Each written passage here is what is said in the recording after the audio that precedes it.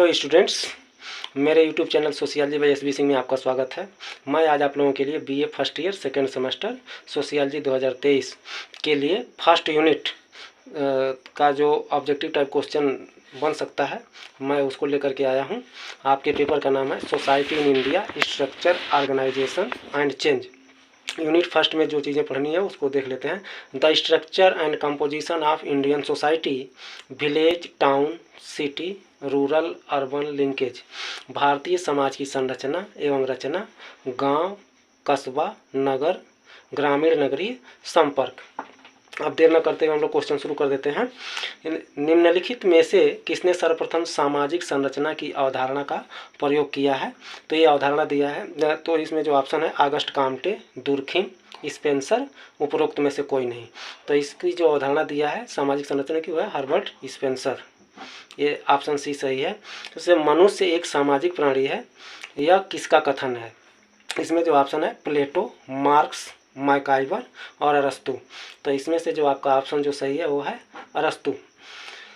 तीसरा क्वेश्चन है आपका, जहाँ जीवन है वहीं समाज है, यह कथन किस समाजशास्त्री का है? तो इसमें जो ऑप्शन है बोगार्डस, मैकाइवर एवं पेज, किंग्सले डेविस, आकबर एवं निमकाफ। तो इसमें जो आंसर सही आंसर वो है ऑप्शन बी, मैकाइवर एवं पेज। उसके बाद चौथा क्वेश्चन है, किसने कहा है कि समाज के बिना मनुष्य या तो पशु है या ईश्वर? इसमें जो आपका ऑप्शन है ए हीगल, बी अरस्तु, सी प्लेटो और डी हॉब्स। तो इसका जो आंसर है वो है ऑप्शन बी अरस्तु। उसके बाद से है पांचवा क्वेश्चन, समाज शास्त्र के अनुसार ग्राम है ए समिति, बी समूह, सी संस्था, डी समुदाय। तो इसमें जो ऑप्शन है आपका वो है ऑप्शन डी, कि समाजशास्त्र के अनुसार जो गांव है वह समुदाय है। समुदाय को पहचानने के लिए कि इसमें हम की भावना पाई जाती है, निश्चित भूभाग होता है और जनसंख्या होती है और सरल जीवन होता है। ग्रामीण समुदाय की विशेषता नहीं है। छठवां है आपका ए है कृषि, बी जनसंख्या की अधिकता, सी प्राथमिक संबंध और डी सादा और सरल जीवन। इसमें जो गांव की जो विशेषता नहीं है वो है जनसंख्या की अधिकता, और ये कृषि, गांव में कृषि होती ही है, प्राथमिक संबंध पाए जाते हैं, सादा और सरल जीवन भी पाया जाता है। तो इसलिए जो नहीं है विशेषता वो है ग्रामीण समुदाय की जनसंख्या की अधिकता, ये जो है कि ग्रामीण समुदाय में नहीं पाई जाती है। अब है आपका सातवां क्वेश्चन, गांव की ओर लौटो यह नारा किसने दिया? ए महात्मा गांधी, बी राजेंद्र प्रसाद, सी विनोबा भावे, डी नेहरू। तो इसमें जो सही आंसर है वो है राजेंद्र प्रसाद ने कहा था कि गांव की ओर लौटो। उसके बाद से आठवां क्वेश्चन है आपका, ग्रामीण संप्रदायवाद की अवधारणा के प्रतिपादक कौन है? तो इसमें ऑप्शन है A Radha Kamal Mukherjee, B Emile Durkheim, C Auguste Comte, D Irawati Karve. तो इसमें जो संप्रदायवाद की अवधारणा जो दिया है तो वह है राधा कमल मुखर्जी, ऑप्शन ए सही है इसमें। उसके बाद से इंडियन विलेज पुस्तक के लेखक कौन हैं? तो ए है इसमें एम.एन. श्रीनिवास, एस.सी. दुबे, कूले और देसाई। तो इसमें जो सही आंसर है एस.सी. दुबे। एस.सी. दुबे की एक और पुस्तक है इंडियाज चेंजिंग विलेज। इसको याद रखिएगा आप लोग कि ये भी इंडिया चेंजिंग विलेज भी एस.सी. दुबे की पुस्तक है। और एम.एन. श्रीनिवास की जो पुस्तक है एक जो है कि विलेज से रिलेटेड वो है इंडियाज विलेज। ये अंतर को समझ लीजिए कि इंडियन विलेज जब कहेगा तो एस.सी. दुबे की पुस्तक है इंडिया चेंजिंग विलेज, जब कहे इंडियाज चेंजिंग विलेज कहेगा तो एस.सी. दुबे की है। और एम.एन. श्रीनिवास अगर इंडियाज विलेज कहता है तो ये है एम.एन. श्रीनिवास की बुक है, ये जो है कि। लेकिन जो इसमें जो इंडियन विलेज है वह उसका ऑप्शन बी सही है। उसके बाद से है 10वां, नगरवाद जीवन की एक पद्धति है, यह किसने कहा है? इसमें ऑप्शन है ए एल विर्थ ने, किंग्सले डेविस ने, सी ऑगस्ट काम्टे ने, डी उपरोक्त में से कोई नहीं। तो इसमें जो कहा है इन्होंने कि नगरवाद जीवन की एक पद्धति है, एल विर्थ ने कहा है। उसके बाद से 11वां क्वेश्चन है, सामुदायिक विकास कार्यक्रम की शुरुआत कब हुई? इसमें ऑप्शन है 2 अक्टूबर 1954, 2 अक्टूबर 1952, 2 अक्टूबर 1953, 2 अक्टूबर 1955। इसमें जो सही ऑप्शन है वो है ऑप्शन बी, 2 अक्टूबर 1952 को सामुदायिक विकास कार्यक्रम की शुरुआत हुई थी। उसके बाद से है 12वां क्वेश्चन, प्रधानमंत्री ग्रामोदय योजना का प्रारंभ हुआ। इसमें ऑप्शन है ए 1 अप्रैल 2000, बी 1 अप्रैल 2001, सी 1 अप्रैल 2003, डी 1 अप्रैल 2004। तो इसमें जो सही ऑप्शन है वो है 1 अप्रैल 2000। उसके बाद से है पंचायती राज व्यवस्था की त्रिस्तरीय संरचना किस समिति की सिफारिश पर लागू किया गया। तो पंचायती राज व्यवस्था की त्रिस्तरीय संरचना किस समिति की सिफारिश पर लागू किया गया। तो ए अशोक मेहता समिति 1977, बलवंत राय मेहता समिति 1957, और सी डॉक्टर LM सिंघवी समिति 1987, और उपरोक्त में से कोई नहीं थी। इसमें ऑप्शन जो है वो है बलवंत राय मेहता समिति, जिसने पंचायती राज संस्था के लिए उन्होंने त्रिस्तरीय ढांचा दिया था 1957 ईस्वी में। उसके बाद से अशोक मेहता समिति ने 1977 ईस्वी में जो समिति बनी थी, इसने पंचायती राज के लिए द्विस्तरीय ढांचा दिया था, द्विस्तरीय ढांचा दिया था अशोक मेहता समिति ने। तो इसको ध्यान में रखिएगा आप लोग। उसके बाद से है स्थानीय स्वशासन का जन्मदाता किसे कहा जाता है। तो ऑप्शन है Lord Ripon, Lord Mayo, Lord Cornwallis और डफरिन। तो लॉर्ड रिपन को स्थानीय स्वशासन का जन्मदाता कहा जाता है, क्योंकि इन्होंने जो है कि स्थानीय स्वशासन के लिए इन्होंने एक मैग्ना कार्टा तैयार किया था, अधिकार पत्र, महाअधिकार पत्र। क्वेश्चन नंबर 15, पंचायती राज व्यवस्था सर्वप्रथम किस राज्य में शुरू की गई। तो इसमें ऑप्शन है ए राजस्थान, बी बिहार, सी हरियाणा, डी उत्तर प्रदेश। तो इसका जो सही ऑप्शन है वो है ए राजस्थान। राजस्थान में नागौर जिले से शुरू हुआ था, नागौर जिले से। ये माना जाता है 1959 ईस्वी में पंडित जवाहरलाल नेहरू तत्कालीन प्रधानमंत्री थे, उन्होंने इसका उद्घाटन किया था। उसके बाद से 16वां क्वेश्चन है पंचायती राज व्यवस्था सर्वप्रथम किस प्रदेश में लागू हुआ। ए राजस्थान, बी आंध्र प्रदेश, सी गुजरात और डी बिहार। तो इसका जो ऑप्शन है वो है बी आंध्र प्रदेश। देखिए यहाँ पर इसका उद्घाटन किया गया था, इसको एक ट्रायल के तौर पर देखा गया था राजस्थान में नागौर जिले में पंचायती राज व्यवस्था। लेकिन जो पंचायती राज व्यवस्था 1959 में ही, इसके बाद 1959 में आंध्र प्रदेश में कंप्लीट रूप से लागू हो गई थी। तो यहाँ पर जो है कह रहा है, इसको ध्यान दीजिएगा कि यहाँ शुरू किया गया था तो ये राजस्थान होगा, जब ये कंप्लीट रूप से लागू हुआ तो ये आंध्र प्रदेश आंसर होगा। उसके बाद से संविधान के किस अनुच्छेद में ग्राम सभा का उल्लेख किया गया है। तो इसमें ये अनुच्छेद 243 क, अनुच्छेद 243 ख, और सी अनुच्छेद 243 घ, और डी अनुच्छेद 243 झ। तो इसमें जो इसका सही आंसर है वो है ऑप्शन ए अनुच्छेद 243 क। इसमें ग्राम सभा को परिभाषित किया गया है। और यह है अनुच्छेद 243 ख, इसमें इसका त्रिस्तरीय ढांचा बताया गया है, त्रिस्तरीय ढांचा, जिसमें ग्राम पंचायत, उसके बाद से है ग्राम पंचायत के बाद से है पंचायत समिति मध्य स्तर पर,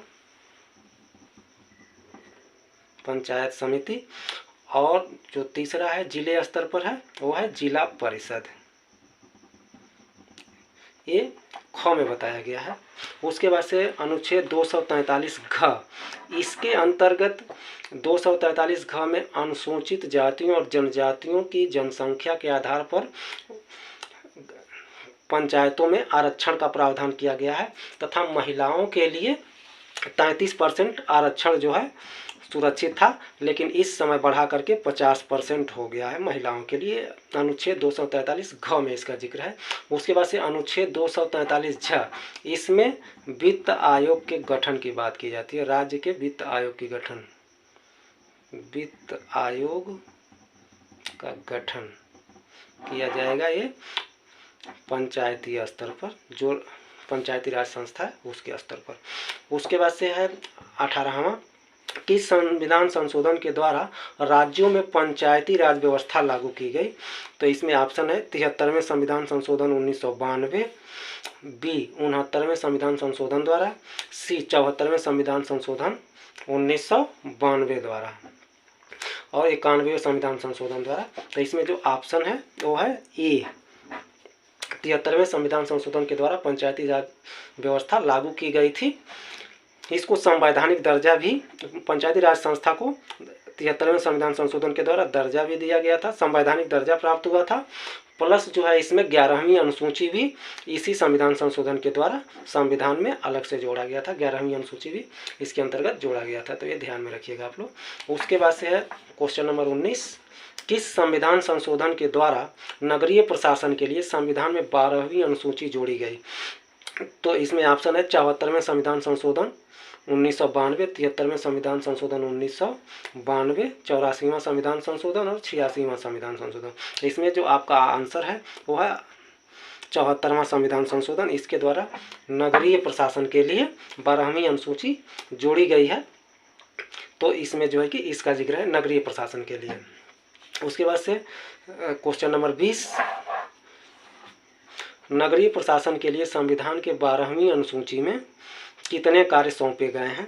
तो नगरीय प्रशासन के लिए 12वीं अनुसूची में ये 18 विषय सौंपे गए हैं, 18 तरीके के कार्य जो है कि ये हो सकता है इसमें नगरीय प्रशासन में।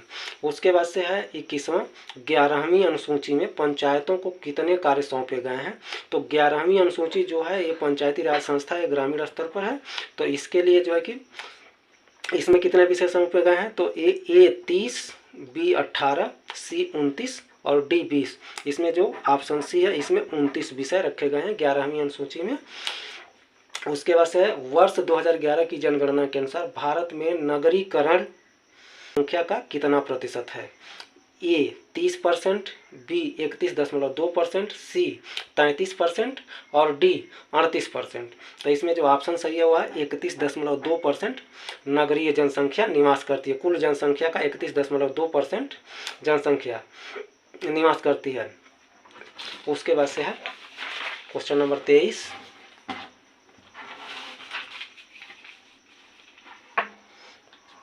वर्ष 2011 की जनगणना के अनुसार भारत में कुल जनसंख्या का कितना प्रतिशत गाँव में निवास करता है?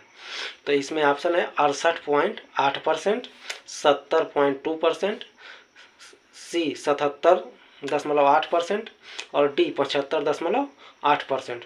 तो ये जो है कि गांव में निवास करती है जो जनसंख्या वो है 68.8%, यानी 87.3 करोड़ जनसंख्या गांव में निवास करती है।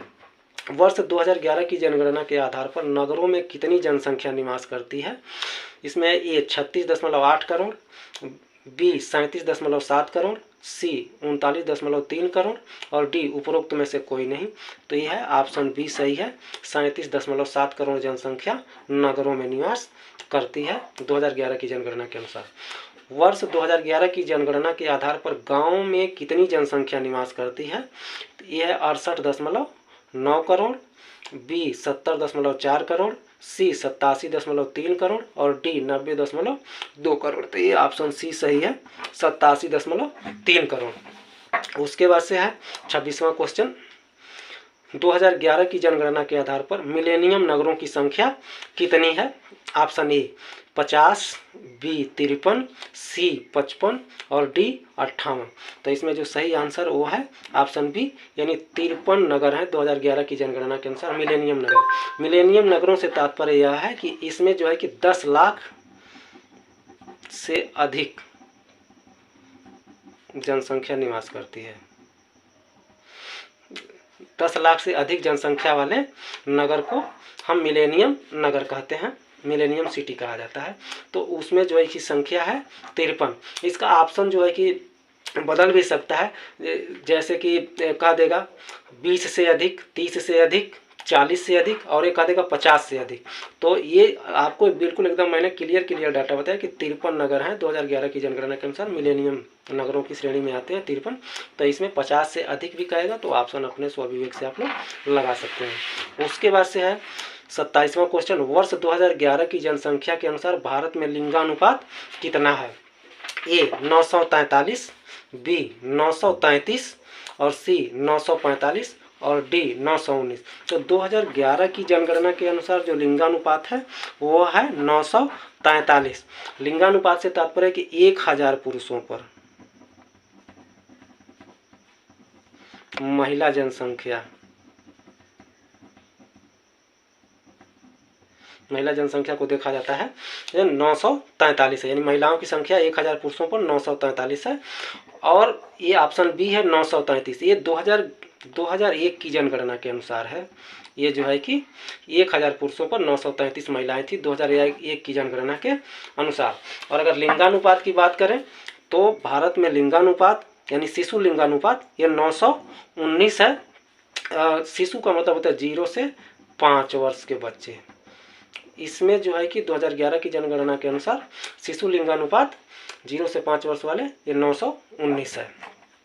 अब उसके बाद से बात करते हैं क्वेश्चन नंबर 28, वर्ष 2011 की जनगणना के अनुसार भारत में शिक्षा दर क्या रही है? तो इसमें जो है कि ए 82.14%, 74.04%, सी 65.64% और इनमें से कोई नहीं। तो इसका जो आंसर है कि भारत में शिक्षा का दर क्या रही है तो वो है आपका ऑप्शन ए, नहीं ऑप्शन ए नहीं है, ये है आपका बी, सही है आंसर 74.04%। ये जो 82.14% ये पुरुषों का शिक्षा दर है। पुरुष 2011 की जनगणना के अनुसार पुरुषों का शिक्षा दर है और महिलाओं 2011 के अनुसार ये महिलाओं का शिक्षा दर है। और अगर कंप्लीट रूप से बात करें तो भारतवर्ष की संपूर्ण जनसंख्या के यानी स्त्री पुरुष दोनों को मिला करके तो इसका एवरेज जो है 74.04%। ये आपका आंसर सही कि इसमें जो है कि भारत में शिक्षा दर क्या रही है 2011 की जनगणना का 74.04। लेकिन अगर पुरुषों का पूछेगा कि पुरुषों का क्या रहा है तो वो 82.14 है और महिलाओं का पूछेगा तो 65.64। लेकिन भारत में शिक्षा का दर कंप्लीट रूप से पूछेगा तब ये हो जाएगा 74.04%। उसके बाद से है क्वेश्चन नंबर 29, राष्ट्रीय जनसंख्या नीति 2000 के अंतर्गत केंद्र सरकार का लक्ष्य वर्ष 2045 तक जनसंख्या स्थिरीकरण का रखा गया था, किंतु अब उसे बढ़ाकर कितना कर दिया गया है? तो ये है कि ए 2070 तक, 2075 तक, 2052 तक और 2060 तक। तो इसको जो है बढ़ा करके कर दिया गया है 2070 तक, ये आंसर सही है। उसके बाद से आता है आपका क्वेश्चन नंबर 30,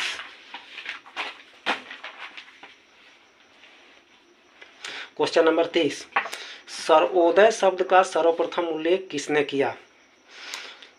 ए विनोबा भावे, बी महात्मा गांधी, सी शंकर रायदेव, जयप्रकाश नारायण। तो सर्वोदय शब्द का जो प्रयोग किया था वो है महात्मा गांधी ने किया था।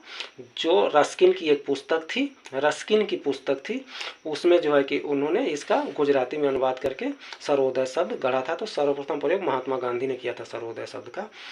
सर्वोदय का अर्थ होता है सबका उदय। भूदान आंदोलन से किसका नाम जुड़ा हुआ है? तो महात्मा गांधी, बी शंकर रायदेव, सी विनोबा भावे, डी रामचंद्र रेड्डी। तो इस भूदान आंदोलन से जो नाम जुड़ा है वो है विनोबा भावे का नाम जुड़ा हुआ है भूदान आंदोलन से। रैयतवाड़ी व्यवस्था सर्वप्रथम किस राज्य में लागू की गई? तो रैयतवाड़ी व्यवस्था बम्बई, मध्य प्रदेश, असम, मद्रास। तो जो रैयतवाड़ी व्यवस्था जो सबसे पहले लागू की गई थी वह है मद्रास में। उसके बाद से महालवाड़ी व्यवस्था सर्वप्रथम किस प्रांत में लागू की गई? तो यह आगरा व अवध, पंजाब एवं मध्य प्रदेश। सी उपरोक्त ए एवं बी और उपरोक्त में से कोई नहीं। तो जो सर्वप्रथम की ये बात कर रहा है तो उसमें जो है ऑप्शन होगा आपका ये आगरा एवं अवध। अच्छा, इसके अलावा जो है कि इसके बाद जो है कि पंजाब एवं मध्य प्रदेश में भी महालवाड़ी व्यवस्था लागू हुई थी, लेकिन ये जो है कि जो सर्वप्रथम की बात कर रहा है तो ऑप्शन आपका ए सही होगा। उसके बाद से है क्वेश्चन नंबर 34, जमींदारी व्यवस्था या अस्थाई बंदोबस्त की प्रथा किसने स्थापित किया? तो ये है Thomas Munro, Lord Cornwallis, Dalhousie, उपरोक्त में से कोई नहीं। तो ये है आपका जमींदारी व्यवस्था या अस्थायी बंदोबस्त, ये लॉर्ड कॉर्नवालिस ने लाया था। उसके बाद से कौन सी ग्रामीण समाज की विशेषता है? जाति समुदाय, आधुनिकता, द्वितीयक व्यवसाय, औद्योगिकरण।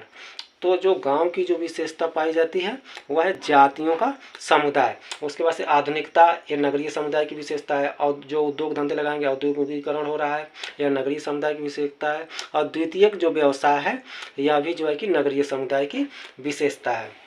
उसके बाद से है क्वेश्चन नंबर 36, रिजले द्वारा रचित पुस्तक भारत के व्यक्ति कब प्रकाशित हुई? तो रिजले की एक पुस्तक है भारत के व्यक्ति, यह कब प्रकाशित हुई थी? तो ऑप्शन ए 1908, बी 1910, सी 1911 और डी 1912।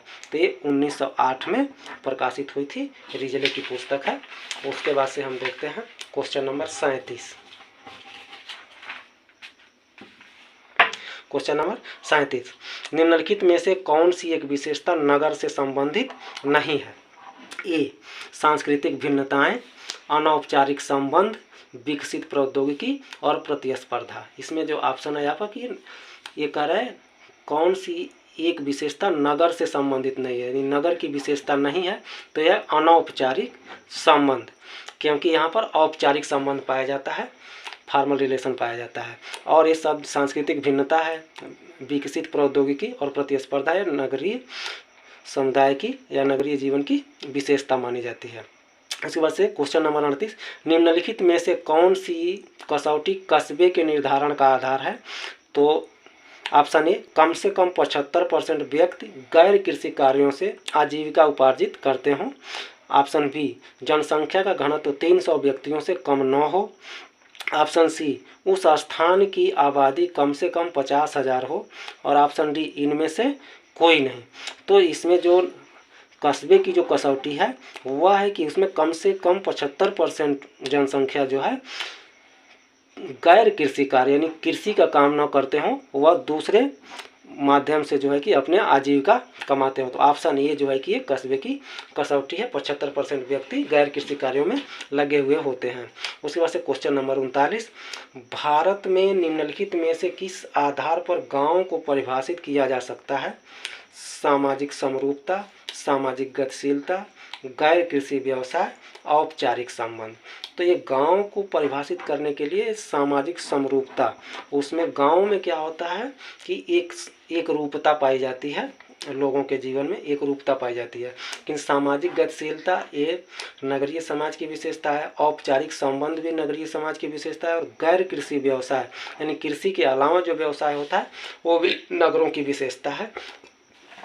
उसके बाद से है क्वेश्चन नंबर 40, एम श्रीनिवास के अनुसार वर्तमान में भारतीय ग्रामों की सामाजिक आर्थिक संरचना निम्नांकित में से किससे प्रभावित होती है? तो यह है जनसंख्या का आकार, प्रभु जाति, संस्कृति और डी धार्मिक विश्वास। तो यह है प्रभु जाति, ये डोमिनेंट कास्ट है, डोमिनेंट कास्ट इसको कहते हैं। ये डोमिनेंट कास्ट के द्वारा, डोमिनेंट कास्ट क्या होती है?